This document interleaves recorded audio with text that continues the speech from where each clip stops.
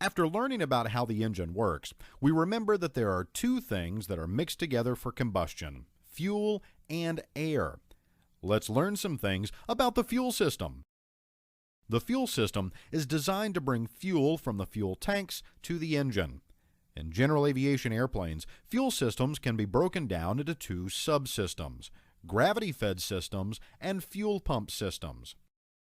High-wing airplanes, such as the Cessna 172, are normally designed to be gravity-fed systems. Because the fuel tank is inside the wing, which is located above the engine, gravity can naturally pull the fuel from the tank to the engine. Although, in normal operation, a fuel pump is not required, many high-wing airplanes are still equipped with some sort of fuel pump, either an engine-driven, electrically powered, or both, as a backup for emergency operations.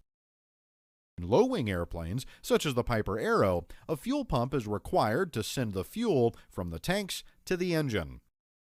Since the fuel is located below the engine, it is simply impossible for gravity to send the fuel upwards. For this reason, low-wing airplanes are designed with a fuel pump system. Normally, there are two fuel pumps. One of the fuel pumps is engine-driven, and the backup is electrically driven. Some airplanes are equipped with a fuel primer. The fuel primer allows fuel to be injected straight into the cylinder prior to engine start.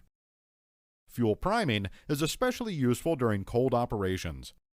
While some airplanes are equipped with a fuel primer, others, like the Cessna 172, are not. However, we'd still like to enjoy the benefits of priming the engine. Therefore, it is possible to prime the engine of the Cessna 172 using the electric fuel pump. Fuel is stored in fuel tanks, which are usually located inside of the wings. These tanks are filled from the top. There is a cap on the top that is easily twisted off, and gas is pumped into that tank until it is visually full. This cap is usually vented to allow outside air pressure to enter the fuel tank in order to prevent a vacuum from being created inside of the fuel tank. If the fuel tank did not have a vent, fuel would initially flow from the tank, but as it empties, there would be nothing to replace that space, which would create a vacuum and eventually stop fuel flow to the engine. Therefore, manufacturers vent the tanks to allow air to replace the fuel that is leaving the tank to the engine.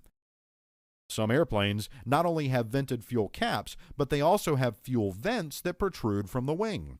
As the airplane flies through the air, air enters this vent and is pushed into the fuel tank. Also inside the fuel tanks are fuel sensors. These fuel sensors send information to the fuel gauge, which shows the pilot the amount of fuel in the tank. These sensors work in many different ways depending on the manufacturer of the airplane. It is absolutely critical to visually verify the amount of fuel in the tank. Never entirely trust the fuel gauges. After visually verifying the quantity of fuel in the tanks, it's also equally important to confirm that there are no contaminants in the fuel, such as water. The fuel tanks are equipped with fuel sumps or drains. The pilot uses a special fuel sump cup that allows fuel to flow out of the tank and into the cup. At that point, the pilot visually verifies that there are no impurities in the fuel. Most general aviation airplanes utilize 100 low-lead fuel, which is blue in color. Therefore, not only should the pilot check for impurities, the color of the fuel should also be inspected to ensure that the proper fuel was pumped into the tank. Another component found in the fuel system is the fuel selector. The fuel selector usually has 4 different positions, but some manufacturers may have fewer positions. The 4 positions are left, right, both, and off. If the fuel selector is in the left position, then fuel is only drawn from the left tank. Similarly, if the fuel selector is in the right position, then fuel is only drawn from the right tank. In normal operation, the fuel selector is in the both position, which allows fuel from both the left and right tanks to be sent to the engine.